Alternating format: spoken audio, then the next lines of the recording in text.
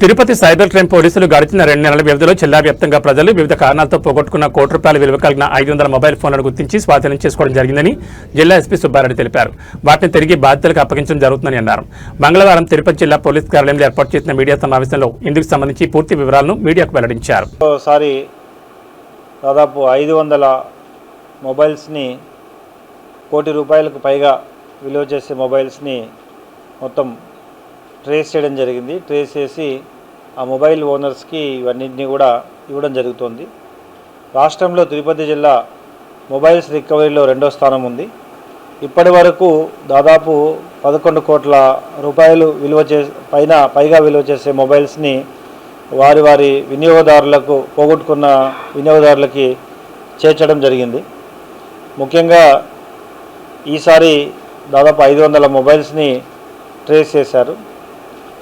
Mobile వినియోగదారులకి ఏదైనా mobile పోగొట్టుకున్నప్పుడు ఇమీడియట్గా సిఐఆర్ పోర్టల్ లేదా తిరుపతి జిల్లా వాట్సాప్ నెంబర్కి ఇమీడియట్గా వాటిని మెసేజ్ ఉంచి ఆ సిమ్ బ్లాక్ చేయడం, అదేవిధంగా సిఐఆర్ పోర్టల్ ద్వారా ఫర్దర్ ప్రాసెస్ చేయడం, లేదా వాట్సాప్ కాల్ చేస్తే మా వాళ్ళు ఇమీడియట్గా ఈ IT core and cyber wing తగిన సహాయం చేస్తూ మొబైల్ని ట్రేస్ చేసే విధంగా తగిన చర్యలు తీసుకోవడం జరుగుతుంది.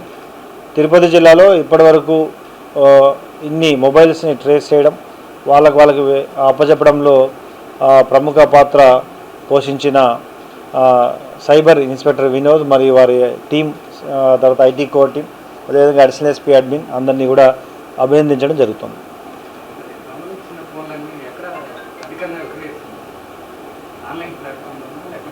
అంటే యాక్చువల్గా తిరుపతి జిల్లా ఎందుకంటే ఇది పుణ్యక్షేత్రం కాబట్టి ప్రపంచవ్యాప్తంగా దేశవ్యాప్తంగా చాలామంది వచ్చిపోతుంటారు.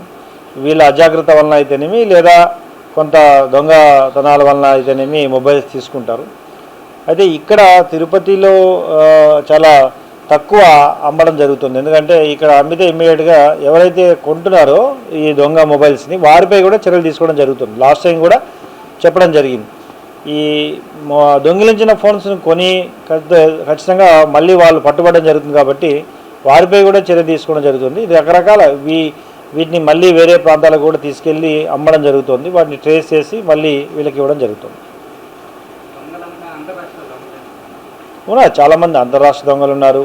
డిఫరెంట్గా తిరుపతి ఈ పుణ్యక్షేత్రం ముసుగులో చాలామంది బ్యాగ్ లిఫ్టర్స్, మొబైల్ లిఫ్టర్స్ వీరంతా వస్తుంటారు. అయితే ఇప్పుడున్న టెక్నాలజీని వాడుకొని అందరినీ కూడా ట్రేస్ చేయడం కూడా జరుగుతుంది.